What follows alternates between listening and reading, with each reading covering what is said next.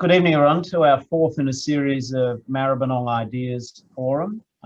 So welcome everyone. It's close to Christmas, so this is very, very good of people to maintain interest in the public debate so close to the holiday season. Thank you very much. First of all, I'd like to acknowledge that wherever we are in this country, we're meeting on the lands of our first Australians. And I'd like to acknowledge in our case, in Maribyrnong, it's the Wurundjeri people of the Kulin Nation. But wherever you are, and it's pleasing that we're getting people logging in from interstate as well as just from our local area, I acknowledge that this is, was and always will be Aboriginal land, and we're very grateful to have amongst us people with 60,000 years of continuing connection to country and land. Just a few housekeeping rules so we can get through as much discussion as possible. We're recording this session, so what you say will be logged in for posterity. It'll be on Facebook and YouTube. For those of you who haven't been to one of our previous events, they're designed to be relaxed, respectful and inclusive. Pretty much the opposite of question time. Now, we encourage you to keep your video on. I just think that gives us that sense of collective discussion during Zoom, but I understand technology doesn't always prevail, or I indeed understand that people might be doing other things and want to hear the discussion, but not necessarily stop what else they're doing. There is a chat function. Please use it to ask questions or make a comment. We welcome you to introduce yourself so that everyone else knows who you are. If you're not able to use the chat function, please use the raise your hand feature. It does work. Some of you already know me, so if you feel you're not getting through, just text me and we'll make sure we relay your question. I make the point that some of you might want to ask the question yourself, but we're happy either in the chat room or on Facebook through the notice, and my staff will pass me the question or observation and we'll share it with everyone. Everyone is muted. An administrator will unmute you if you're called upon during the question and answer. It will be hard to find you if you don't use a name on your screen which coincides with what you were baptised or first named as, if you're just, but anyway, we'll work it all through. You will have to accept the unmuting before you can be heard. If you have any technical issues, please private message our technical support people in the chat function. Now, I'd like to hand over to Clare. Before I do, just a few words of introduction. I think Clare O'Neill is one of the brightest people on in the Parliament, full stop.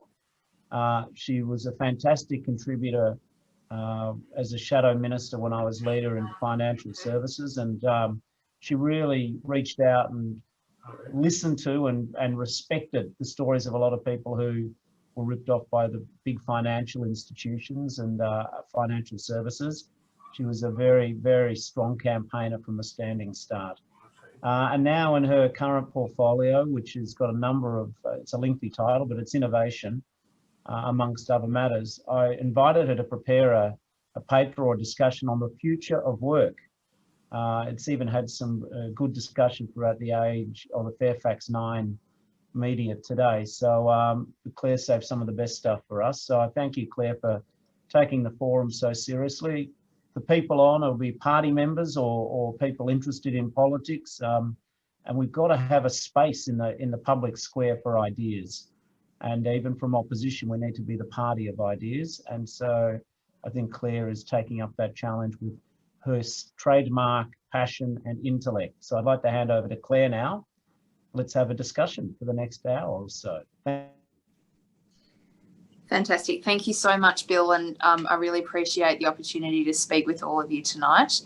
I just want to, like Bill, just acknowledge the traditional owners of the land on which we're meeting today. I'm out in Clayton, so on Bunurong land today. So Bill's just provided this really lovely opportunity for us to have an informal discussion. So what I thought I'd do, if it's okay with you, is just speak a little bit for about kind of 8 or 9 minutes about some of the big issues that I see in the future of work for Australians. But I learned so much from talking to branch members about their experiences. And so I'll quickly just hand over to you and just open it up for questions and discussion and dialogue. So we're at the end of 2020 now, and I think I speak for most Australians when I say I'm utterly exhausted, really need a holiday. But I feel really proud about what we've done as a country. We have pulled together in a way that I think is very unusual over the last 9 months or so.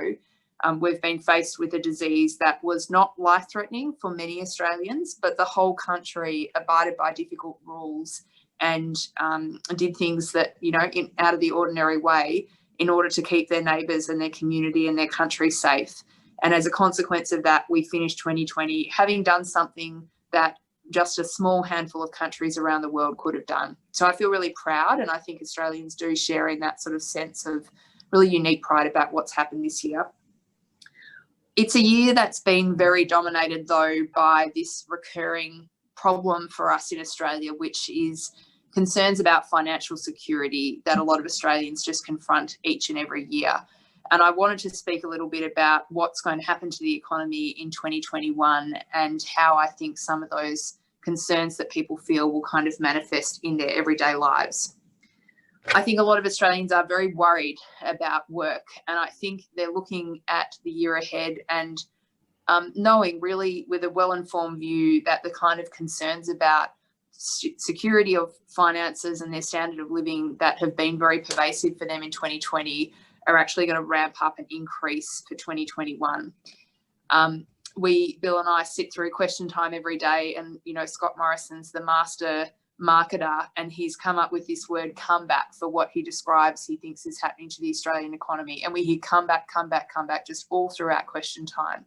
And I think, you know, Bill and I and a lot of Labor people are sitting back and asking, come back to what? Do we really want to go back to the way that things were before COVID for Australians?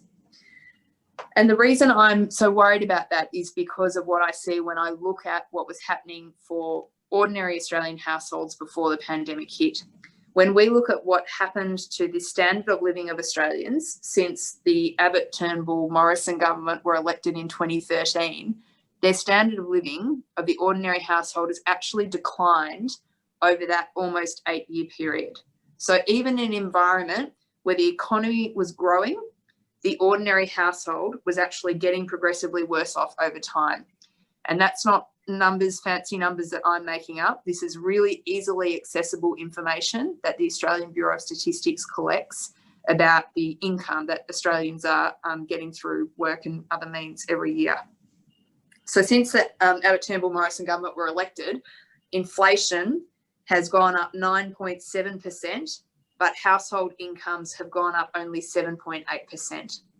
And different households are affected in different ways. So, for example, if you're a big user of energy, you'd be really feeling this, because during the life of the Abbott, Turnbull, Morrison government, all this silliness that goes on with climate change has a real cost to Australian households, because energy prices in that period of time have almost doubled. They've gone up, actually they're more than double, they've gone up 100%. And we see the same thing, not quite as severe, but when we look at things like childcare for families with very costly health and hospital bills, these things have gone up astronomically since the government was elected in 2013. And important for us to remember that these were in the good times. So this is the sort of thing our economy was doing actually when the economy was growing and everything was going okay. So I think when we look at the problem that Australians are confronting as we go into 2021, the economic problem that we have on our hands is not just a recession, and it's not just the high levels of unemployment and underemployment that will come from that recession. It's the recession on top of something far more insidious, and that is an 8-year decline in the living standards of Australians that occurred during that period before. So there is no issue that is more close to the centre of gravity for Australians than this core question about how they get through each month and the month after that and the month after that. And I think it's really incumbent on us as politicians to exercise discipline, that we are going to that place, to that source of anxiety every single day when we're in the parliament. It's a problem that, frankly, I don't think is getting the national attention that it deserves. Like, this government's been in power for almost 8 years and people are going backwards. How is it that this is not a national obsession for what is going on here, trying to understand this problem and trying to fix it? So I want to talk a little bit about some of the reasons why we would have a growing economy, but an environment where ordinary people are not getting benefits from it, basically. And I really just want to underscore what a big problem this is for everyone in politics, but for Labor people too. This is a nut for us to crack. And the reason for that is that we have relied on a model of sharing economic growth that's delivered for Australians for a long time. Basically, what we've done is we've said we want to grow the economy, and then we're going to fairly share the benefits of that growth through work and through wages. And historically, that's actually worked very well. So if we look back at the period between when Bob Hawke was elected Prime Minister in 1983 and Julia Gillard left office in 2013, the standard of living of Australians in that time more than doubled, and that occurred across all income levels. So if you were very disadvantaged going in, you doubled your income. If you were doing very well, you also doubled your income, which is quite good to see that growth was being shared amongst lots of different groups of Australians. But if we look at the period from 2010 to 2018, growth started to slow, so much so that the period of that doubling that we saw, the doubling of incomes, that was happening about every 23 years when we were in the good times. If we look from 2010 to today, it will take 100 years for a household for the average household to double its income, because that's how slowly we've started to grow as a country. And if we look just from 2013, it's never going to double, because as I said before, the standard of living for Australians now is going backwards. So something really changed in our economy in around 2010 that has meant that that kind of old model of sharing the benefits of growth isn't working anymore. And I want to get now to the future of work, because this is a problem very tied up with what's going on with employment and what's going on particularly with wages. So I just want to mention 4 things that look different about how our economy is growing today versus how it was growing in the 80s. So one of the first big changes I want to describe is that our economy is growing lots of jobs at the highest part of the skills spectrum. So we've got good jobs growth for people who have got a university degree or more skills or more study than that. We're seeing at some periods of time lots of jobs growth at the very bottom. So for people who didn't study beyond high school, who might be working in hospitality or retail or those sorts of jobs. And we're not seeing good growth in the middle of the labour market. Now, that middle of the labour market is very important, because those were middle-class jobs that supported middle-class Australians. And we don't want to live in a country, none of us on this call want to live in a country where you can only have 2 choices. You can be, get all your opportunities and get to go to university and then have lots of choices, or you don't get to study much and then, work forever in a job that's not going to give you any financial security along the way. So we need to have a think about really the way that our economy is growing and distributing jobs throughout the labour market. Job quality, especially for people who don't get the opportunity to do lots of training and skills when school finishes, is a life-defining issue for millions of Australians. And this has been a persistent decline in the sort of standards that exist for people in work that we actually regard as very socially important. So aged care, for example, has been very kind of current in the Royal Commission. I mean, an aged care nurse gets paid $21 an hour. That's just, to me, that's just not right. It is just not right, because if you've got a parent in aged care, that person doing that work is doing the most important work in the country, and yet this person's being paid $21 an hour. And it's not just in aged care. It's actually a problem that permeates lots of different parts of the economy. So one of the things I see a lot in my work is companies finding kind of new ways, getting creative about how they can avoid hard-fought and hard-won conditions for people. There are 1 million Australians today who are earning some or all of their income in the gig economy. And in gig economy jobs, this is like a largely unregulated part of our labour market, where we know for sure that lots of people are going to work every day and not making minimum wage. And yet the Parliament has really sat back and not done anything to try to properly regulate safety standards and conditions and wages in those markets.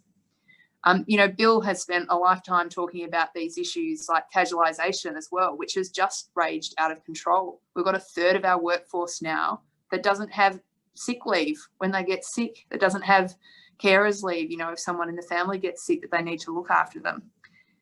And one of the, you know, truly egregious things that we saw was when penalty rates got cut in 2017, a change that affected thousands and thousands of people. Not a single job was created as a consequence of those changes. So what we've seen really is 8 years of just cutting away at these things that Labor people have worked so hard for. And in the end result, you get what is quite a degraded level of job quality, of wages, of security and conditions for people who are working in everyday jobs that many people Bill and I represent work in. The final thing I just want to mention about the changes in the labour market is that economists sometimes look at a measure of how much benefits from the economy are going to people that own stuff and generate value from owning stuff. So it could be machines or companies or houses, that sort of thing, versus people who own their labour, and that's how they're getting revenue from the economy. And what we can see over time is that more and more of the benefits of the economy are going to owners of capital, and less benefits are going to owners of labour. So what that tells us is that people who tend to be much more wealthy are generating better benefits from the economy than people who tend not to own a lot of stuff, which is people who are not as wealthy. And this has quite important repercussions for inequality in the long run. That's telling us we've created an economy which is fundamentally less equal for Australians than the one that existed before. Now, there are some people who would look at all the changes that I've described and say, you know, not much we can do. This is just what happens when you shift from a kind of goods-oriented economy that we had in the 1980s to a much more market-driven economy that we have today. But I don't buy that for a second. What I actually see is a long period of neglect of these key issues, a long period where the Parliament hasn't been on the front foot thinking about wages and inequality in the way that we need them to be. And that this is the consequence not of an economic change, but really of a changing political dynamic where workers have not been at the centre sufficiently of the policy conversation where they belong. And I have to say, I really don't think that, I think as Labor people, we've got a lot to be proud of, because when we've had Labor governments in this country, they have done things, they've done big structural things to make sure that the benefits of growth are being fairly shared. So, you know, Hawke and Keating did a lot to deregulate the economy. They also created superannuation and they created Medicare. They created massive increases to the standard of education of Australians to make sure that, you know, they knew they were creating an economy where people needed to be better educated to benefit from it. So they made sure that people got better educated. When we had the Rudd-Gillard governments, we had the creation of the NDIS, which Bill was so pivotal to, payments like the school kids bonus. We had a big fresh push on education there too. But then when we've had these long periods of Liberal rule, very little has been done to sort of make sure that Australians can actually benefit from how our economy is changing.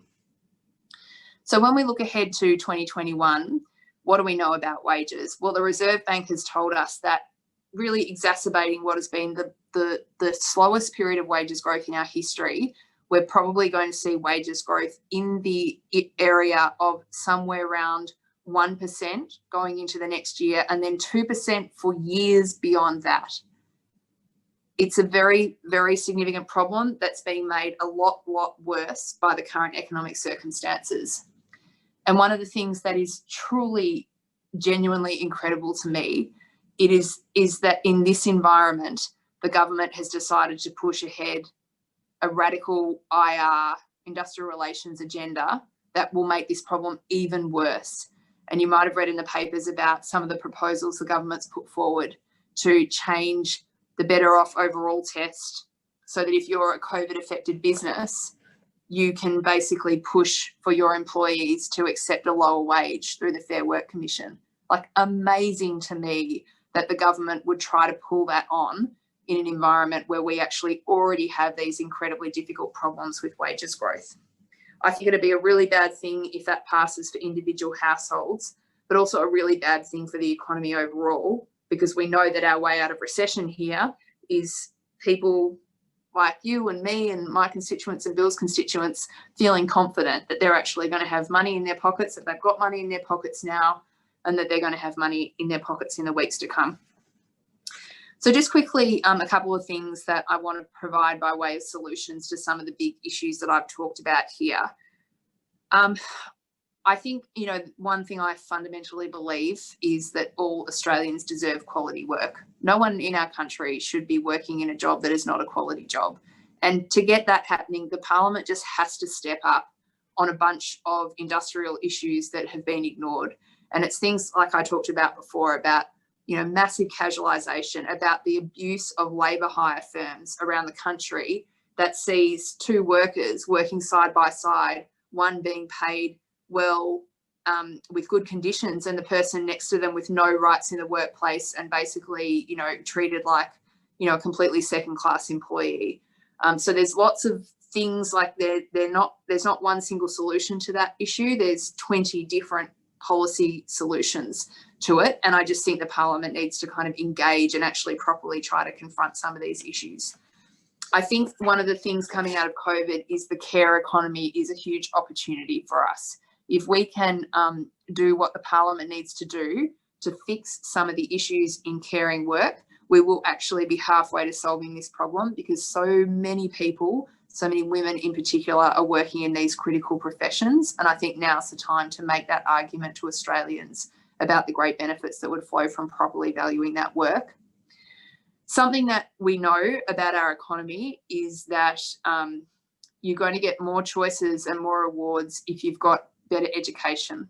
And we do need, as a future Labor government, to make that next big push about helping Australians get better access to skills education. And I'm not talking here about getting more Australians to go to university. I'm actually much more concerned about the millions of Australian young people who don't get the chance to study much beyond high school at all. So still in Australia today, a quarter of young men don't finish high school. So we still have quite a bit of work to do with those young people to try to help them finish school, but perhaps just as importantly, to get a skill. And a core labour issue for all of us is about the state of that skills sector, which really needs a lot of care and attention to make sure that it's helping prepare Australians for the jobs of the future. So the other thing I just want to mention too, because I think it's interesting in an area where perhaps Labor hasn't done as much thinking as in other areas, is just this issue about ownership of capital. I think it's quite an interesting part of the puzzle for us to think about whether we want to think about how we can help Australians own more capital.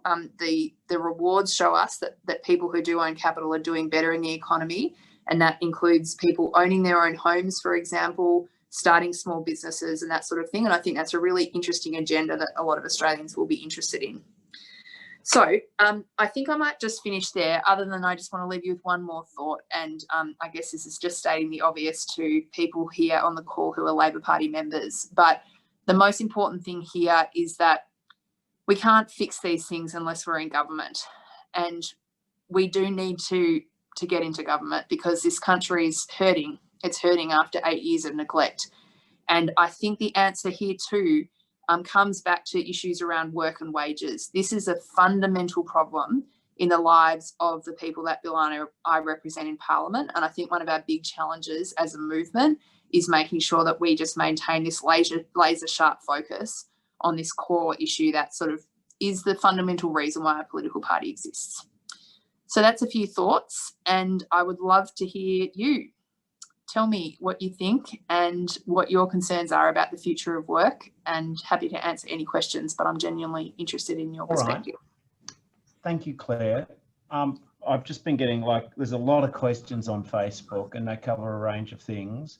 What I just said to everyone on Facebook is I've got the printout of the 20 questions. I'll read about 4 at a time. And amongst the questions, there's some advice, Claire, for you and for me and for us. But I'll just knock over the ones on the chat room first. I just want to say, does David Hutchinson, do you want to ask your question? Or do you want to? Unmute, okay. You go, Mate. Thanks for the talk this evening. Yeah, I had a pretty basic one. I'm been listening to programs and about productivity, and it strikes me, the that a lot of the productivity gains come about by systems or technologies that were taxpayer supported. You know, the big example of that is the internet. And yet, so companies can make enormous efficiencies, but it doesn't seem to be flowing back to anyone else. I just wondered, how do we share the productivity gains? There's that one, and I might just read you. Mick, Blair. Whilst Claire answers this, Mick, I'll get you ready to ask your next question, and then I'll move on to Facebook questions. Claire, on to David's one.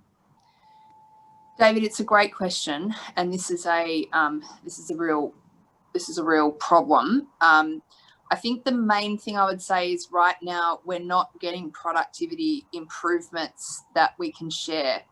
So productivity isn't really growing in Australia. In fact, last year, the year before the pandemic, was the first year in a long time that productivity growth in Australia was actually negative. So we did one thing, we did the same thing one year, the same thing the next year, we actually got slower and worse at it. So I think the main thing that economists are focused on in this question is firstly, how do we get more productivity growth? But your question about distribution is just as important. And I've laid out, so this is about a wages system that works. In my view, that's the principal answer. And so fixing some of the problems with work that I've described is really important. The other thing that we need to do to get productivity gains shared with workers is we need to have workers having power and voice in their workplaces. And this is where unions come in. And even the Productivity Commission, which has looked at this question, has acknowledged that we can have all the productivity gains in the world that you want, but you're not going to get them shared with workers unless workers actually can organise and bargain together properly. So the unions are actually quite pivotal to the economics of how we need to deal with this. Mick, over to you, mate. Yeah. Oh, Mick, you're on mute, my friend. Yeah, my past role is one of nurse management, and I am surprised by the fact that it's very difficult to convince casualised nurses that it's in their interests to have sick leave and annual leave and long service leave and all the other benefits that go with permanency. And the pandemic has identified, and certainly in aged care, how that continuity of care and the standards of care in regards to infection control are quite vulnerable with a casualised workforce. And we need to take the opportunity, and I agree with what you're suggesting, is that we need to minimise the amount of casualised workforce in that caring sector to ensure that we do encourage permanency. But how do we do that with a workforce that is reluctant to give up the extra money that they get by working casually, and the flexibility that they get by working casually? Such a great question, Mick. And I think you're really nailing something there that's really important to me, and that is that we give people choices. And I think I don't ever want to pretend that I know better than an individual about what's best for them. And I think something like that's apparent is that people do value flexibility. And as Labor people, we can't ignore that. So I talked a bit about the gig economy before. You know, when you talk to gig economy workers, a lot of them do value the fact that they can work whatever they want and they don't have a boss, and there's benefits to them. And just because we don't like some of the flip side of that, I think it's really important that we don't, you know, question their decisions about what they think is important. They get to decide flexibility or security. So the only thing I would just say is, and I'm very interested to hear your view about this because you've got experience working with people who are in this very situation.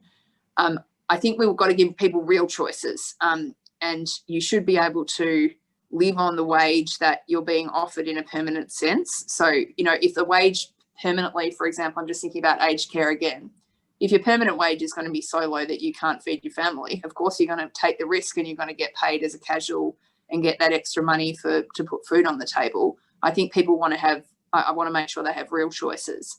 But what's your experience of this? Like, what do you think? What do you think matters here? I mean, our budget was starting to suffer by the fact that we were paying, you know, enormous penalties to the agencies for our casuals, and so we had to trim right back with our casual workforce.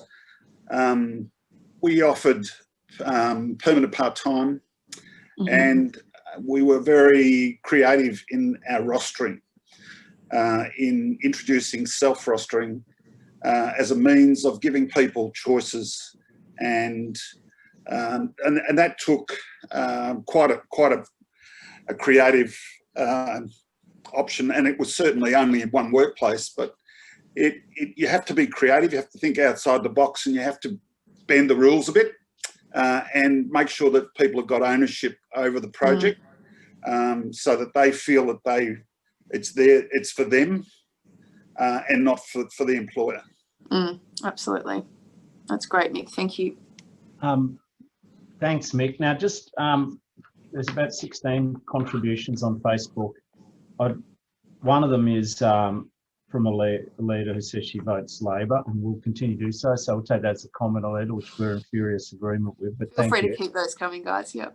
Anne has raised the issue about the problem of Murdoch, and that was quite popular with a lot of the participants in this, that the Murdoch media monopoly is a challenge. So maybe we might look at that towards the end, because that's it's sort of a political factor.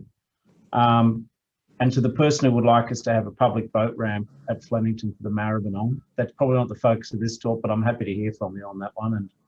And I have heard that before, so, you know, maybe we could create some jobs there with the boat ramp. But going to perhaps questions. No one suggested that Bill Shorten should be president of the Magpies. No. Let's just take over the country. If it's hard winning an election, I tell you what, trying to keep Collingwood supporters happy and everyone else. But listen, there are some questions here about manufacturing, the criticism of the free trade agreement with China, and buying in Australian made. What's your view on that, Claire? Yeah, great question. Well, manufacturing is crucial to this conversation because it's probably the single biggest example of middle skill jobs in the economy getting smaller and smaller over time. And so if we want to, one of the things I think's really plagued us in this country for quite a while is this kind of weird concept that we have adopted in mainstream public policy that government doesn't have any role in driving growth in the economy, which is just a silly claim. Government is integrally involved in the economy, and I think it's really important that we actually recognise that government has huge power and use it to our advantage, not pretend that it doesn't exist and let it kind of run its course.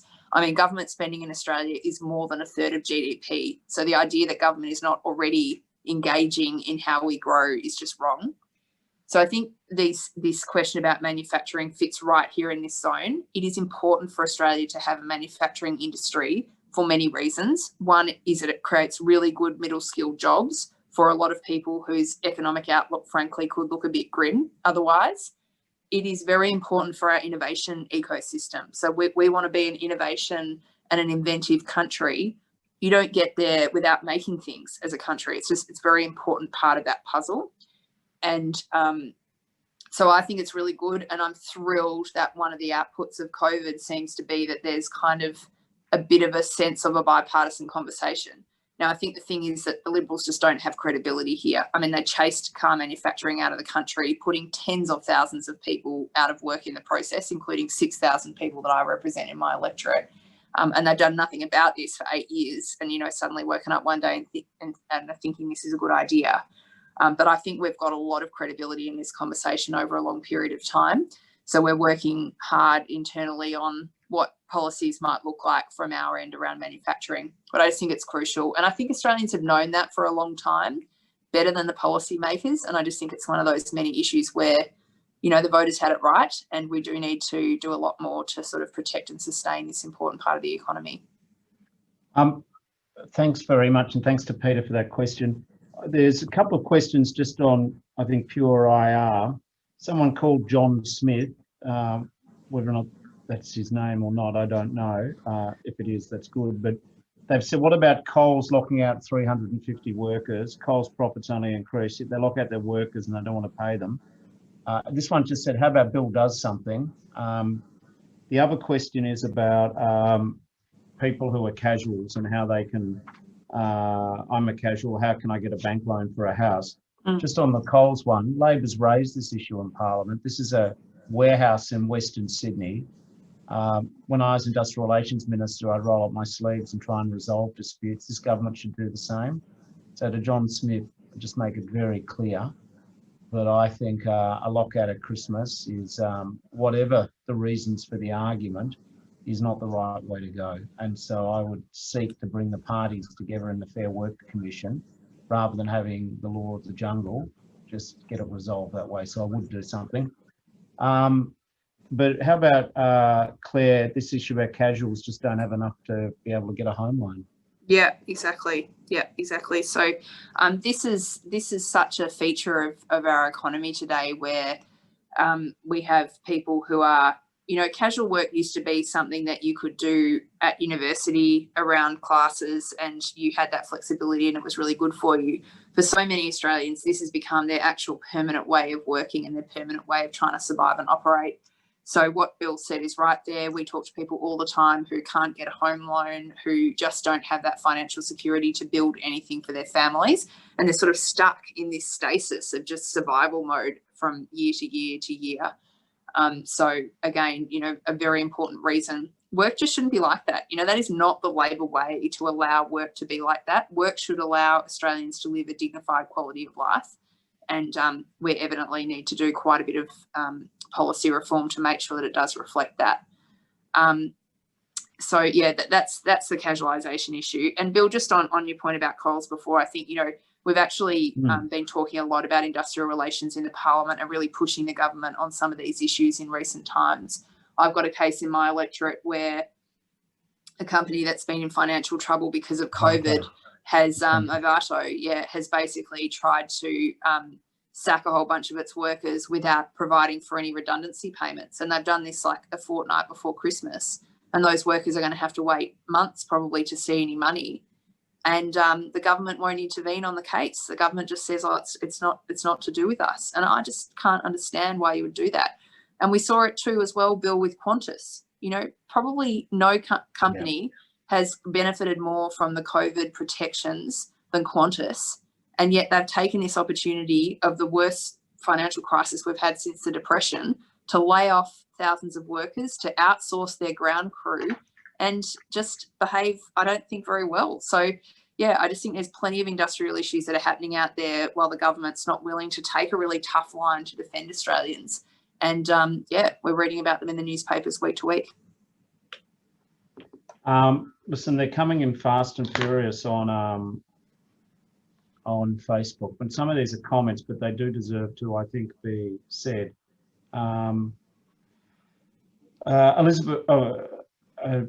Elizabeth says, my real estate wants to come up the rent an extra $10. I can't afford an extra $10. I have to find another place to live with my dog and my housemate that makes it more affordable.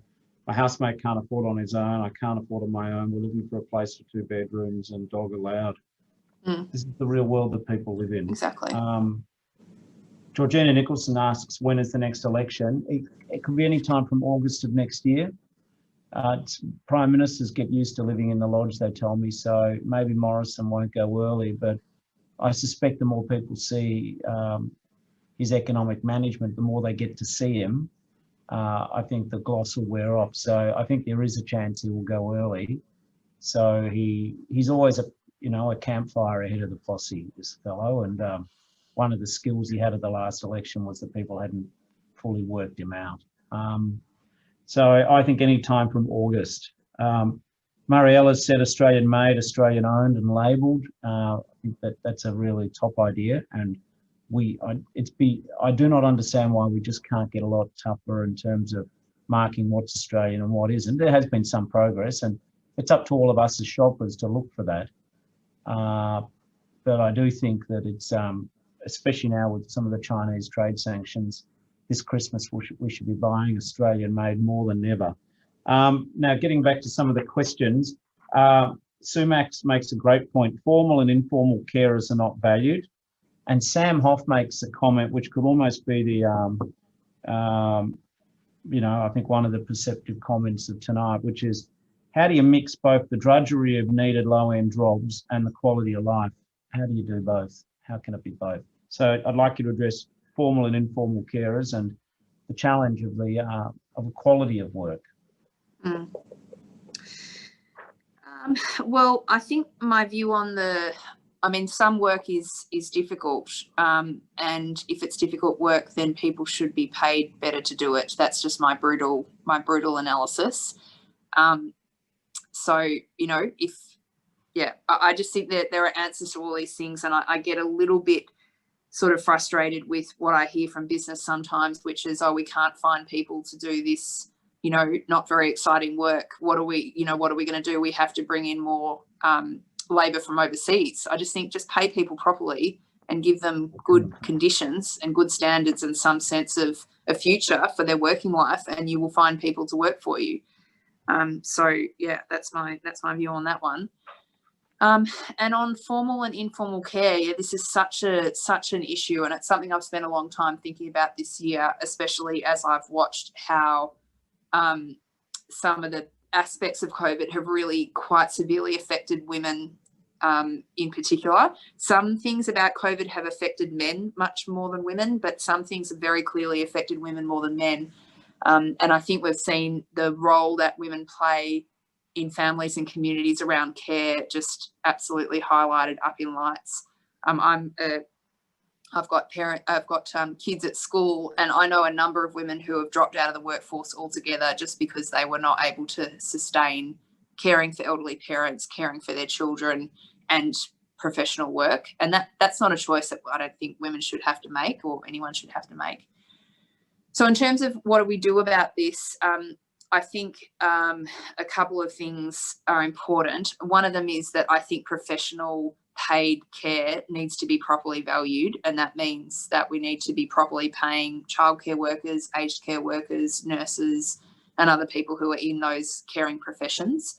We just don't need any more evidence that those people are being underpaid for the work that they do. It's as clear as day, and it's a matter of us as a community making a choice about how we treat those people, because ultimately most of them rely on government at the end of the day to pay their salary. And so we choose as a community how we treat those workers, and I think we need to choose to treat them better.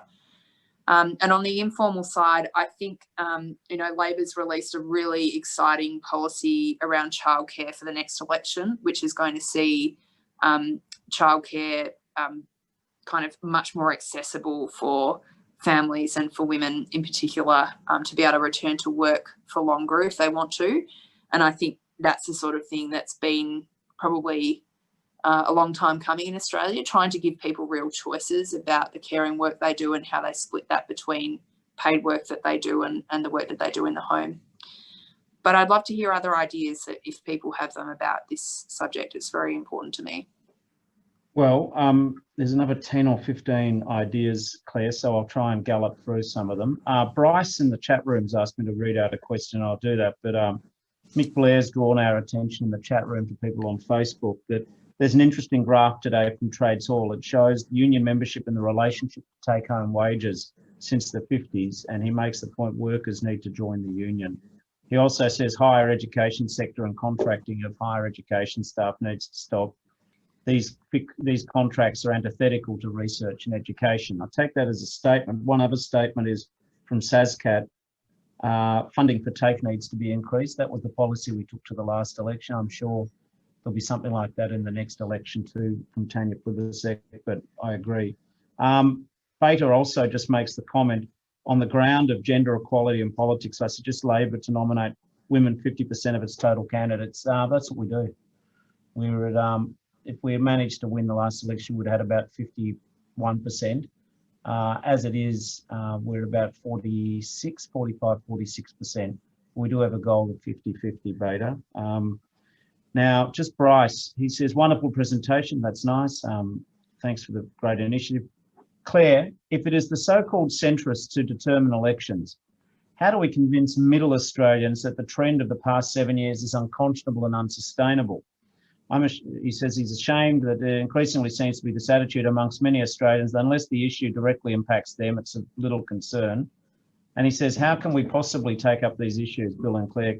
Casualisation, Qantas, Coles, when the government abused process by shutting down parliamentary debate. If the coalition won't respect conventions, why would we endorse Cormann's OECD bid and World Tour junket? But feel free to have a look at any or all of that part of that answers, Clare, about how do we speak to them. Mick's looking happy. Bryce, I think you made some great comments there. I'm going to keep my answers to the more the future of work end of things. So yeah, I mean, I think you're making a really good point, Bryce, and I think we just have to handle these matters in elections delicately. People are, I think, concerned about their family and their family circumstances, but I think have a great deal of concern for the broader community. And we've never had a better example of that than what went on in 2020, where people just cared for one another in a way that I haven't seen in my lifetime. I spent a long time phoning my older residents in particular during COVID, and the stories they were telling me about neighbours and friends looking after them were just truly heartwarming. So there's something important going on out there in the community. I think this issue of work, though, affects almost all of us. I mean, I don't think there would be a person watching this or listening on Facebook who did not know a family that's life was profoundly affected by some of the problems that we've discussed today. I think one of the challenges for us is focusing the election on that. If we can have an election that's a referendum on the fact that standard of living has declined over a 9 to 10 year life of a Liberal government, I mean, what worse outcome can you hope for? To have a growing economy and Australians getting worse off, that is offensive to me as a Labor person.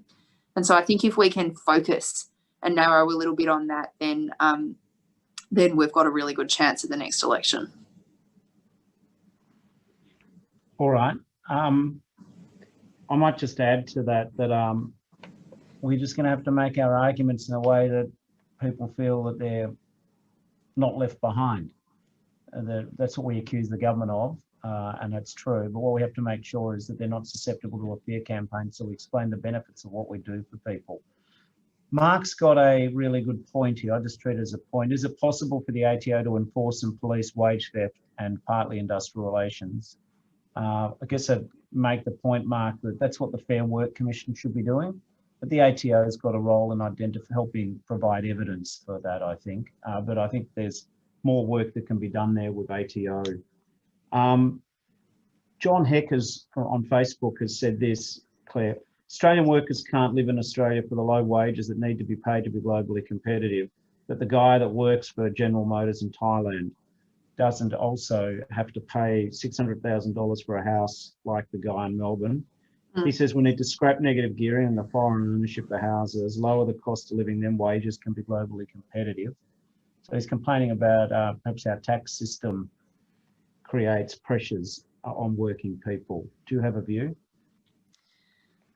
Yeah, I do have a view. I just feel that we can't engage in a race to the bottom on workers' conditions, that we're never going to be the lowest wage country, and we should be proud not to be. We should be proud to have a high wage, high living standard country. Our challenge is how do we maintain that? And the way we've maintained it to date is through being smart, being good at stuff, having a highly educated population and a group of workers who are, incredibly hardworking and have ingenuity about how they do their work. So that's what I think the focus is. The second we start to accept that this is a race to the bottom on wages, that's the second that, the Labor Party may as well pack up and go home. We've got to defend the fact that we can retain a high wage, high living standard economy, and I truly believe that we can. We just need to fix these issues. It's not, a lot of problems that Bill and I deal with in politics are esoteric and, really unthinkable and beyond our control. This is actually not one of those problems. There are, a handful of really basic things that the Parliament could do that it's not doing today that will make a material difference to this problem, and the next Labor government has to do them. Wow, we're getting flooded with questions, which shows the enthusiasm on Facebook. Listen, there's a couple of comments and questions, but I might just read them out to you and then get a comment from you, Claire. From Nigel, productivity is so dynamic in autonomous mining. As a trade unionist, this is our future to more jobs and technology and training our youth. So it's the role of technology and people in productivity. From Joe, how's COVID made it easier for people from all different backgrounds to access the workplace from home, and what are some of the potential opportunities from working at home? Great. Okay, well, working from home, I think, is a really interesting one. And I think it's still shaking out a little bit. But what I gauge from talking to people is that there's lots of benefits from this. And one of them is that people are tending to not have to travel and are getting to spend some of that time working, but also some of that time cooking dinner, doing the washing while they're working throughout the day and keeping the household moving, which I think is a really good thing. I think the thing we really need to watch with working from home is some of the issues around how this can be exploited by big business. And that's just the thing that's on my mind. So, for example, there's been some examples we've seen where people are being surveilled at home for their productivity, which I think has got real issues. And also that sort of sense of loneliness that people can start to feel. When I talk to businesses, they actually say that this is very challenging for them when someone starts to have some issues with work. It's much harder for them to pick up on it and help that person out. So I think we're learning how to deal with it. And what most businesses say to me is that they'll never go back to the way things were exactly.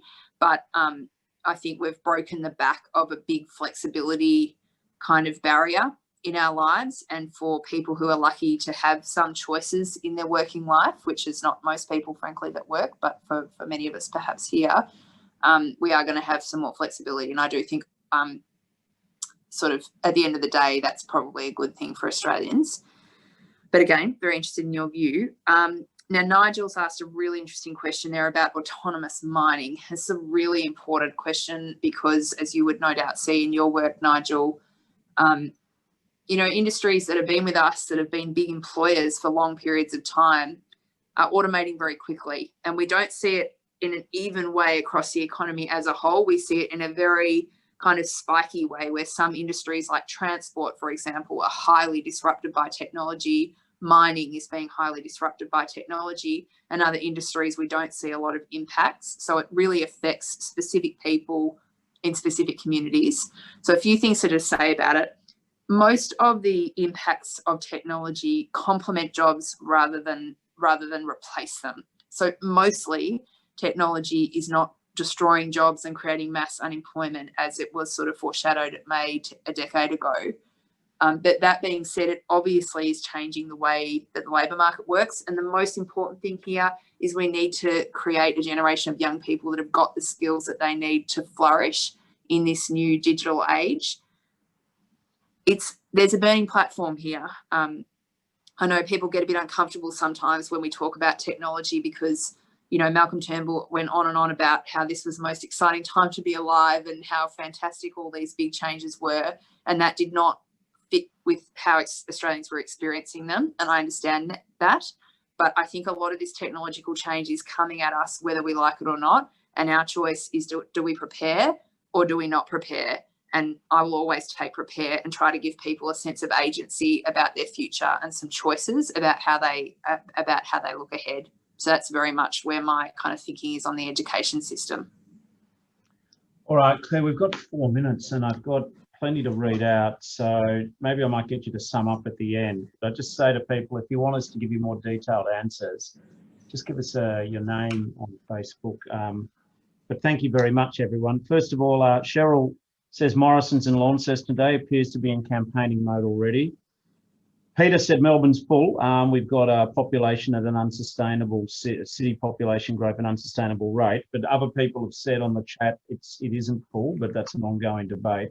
But there's other matters which also I think are quite, and Kirsty just says hi to us. Susan says one casual job I had, I only got 3 hours a day and another was only 1 day a week. Susan says, I'm a mum with kids at school daycare wanting to go back to work. It's very hard to be retrained. In the chat room, people have complimented Chris Bowen's speech about the importance of mental health and having a response. And the telehealth and mental health has been something we've learned from COVID. Sue has said a big problem for long-term informal carers is that if and when that role ends, there's no recognition of the years of those carers' work. Those carers are forced onto JobSeeker and face age discrimination in the marketplace. And someone called Grey Bullthon makes the point, there's no job security in this country. All it takes is an employer to send you a text message in the middle of the night. They've magically run out of work and you're no longer needed, when they realise you have worked with them for a long time and are due to be a permanent employee.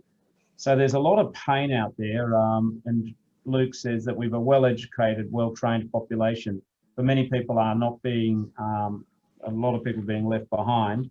And we've had also, John Heck has been very good. He certainly clearly backed our tax policies at the last election. He fights on the unfairness in the system. Robo-debt is destroying our family, writes Richard. How am I meant to justify an $8,000 debt? We're ineligible for Centrelink support. How do I prove I don't owe them? I say to you, Richard, please contact my office. We will follow that up. Listen, there's, and Kiralee just on NDIS has also said, good evening. Anyway, thanks for speaking up. Please oppose the individual assessment plans that the government's looking to implement. That's government, I mean, in my opinion, trying to keep people off the NDIS scheme, and we will fight that. Listen, there's so much going on. Claire, your topic has stimulated an immense amount of interest on the internet. I'm sorry if not everyone's had their point of view expressed, but Claire, I think it's fair to say you give people hope that Labor's combating on policies. There has been a strand of commentary, Claire, to just summarise, where they say they'd like to see Labor fight harder. They get that the deck is stacked sometimes in some of the media coverage, but they want to see us fighting harder. I can just assure people that I think Labor is, and certainly Claire is, and I am every day. We look in the argument about how do we make Australia fairer, but maybe I might hand over briefly to Claire to say a few words, and then I'll just sum up or just say good night. Yeah, Claire. fantastic. Well, Bill, it's so nice of you to have me, and for that person who's saying Labor needs to fight harder, no one's fighting harder than you, Bill. I say that with great honesty. I mean, just what's happened with robo-debt, for example, over the past couple of years. Bill has actually basically dismantled a illegal scheme that was taking money from disadvantaged Australians who had no real personal capacity to do anything about it. And Bill just bit by bit has picked the whole thing apart and helped hundreds of thousands of people. And that's what we got into politics for. So we're in opposition and we don't like that, and we want to be in government, of course, but I just think it's pretty admirable that Bill is just out there fighting every day and getting really good outcomes for the people that I represent and the people that he represents. So I think we're very lucky, Bill, that you've stayed in the parliament with us and you're doing that work. So I don't want to say too much to finish off. I just think, you know, one of the things that I want to remind people is just how truly powerful Labor governments are when we have a Labor Prime Minister in Canberra. And I think about the legacies of, you know, the Rudd and Gillard governments, you know, the National Disability Insurance Scheme, again, something Bill was so involved in. Millions of people's lives are better because of that scheme, and millions more down the track will be better because of that scheme. Superannuation, Medicare, quality public education, these are Labor legacies. And the problems that I've talked about with work today, they can be fixed. They can be fixed by a good Labor government. And I really have confidence that if we really focus on those issues, then Bill and I will get the chance to get in there and actually address some of these problems that are so prevalent in the lives of millions of people that we seek to represent. So I really want to thank all of you for taking the time to spend with me and Bill this evening. It's been absolutely lovely. Hopefully we can do it again next year, Bill. I'm inviting myself over. No, that's great, Claire. And listen, to everyone who's got more to say, I've read out or covered 35 contributions, so thank you. This isn't just aimed at the Labor Party. This is aimed at people outside the Labor Party who are interested in the direction of the nation. If you found more that you liked here than you didn't like, please get active. Please consider joining. But we want to hear your voices every day, and we'll work with improving our policy offerings based on your lived experience, because the nation that we get is the one we fight for. So thank you very much, everybody, and have a safe Christmas. I'll try not to annoy you before the end of the year with more policy ideas. Thank you, Claire. Thanks so much, Bill, and thanks everyone for being with us. Have a lovely Christmas. See you guys. Thanks.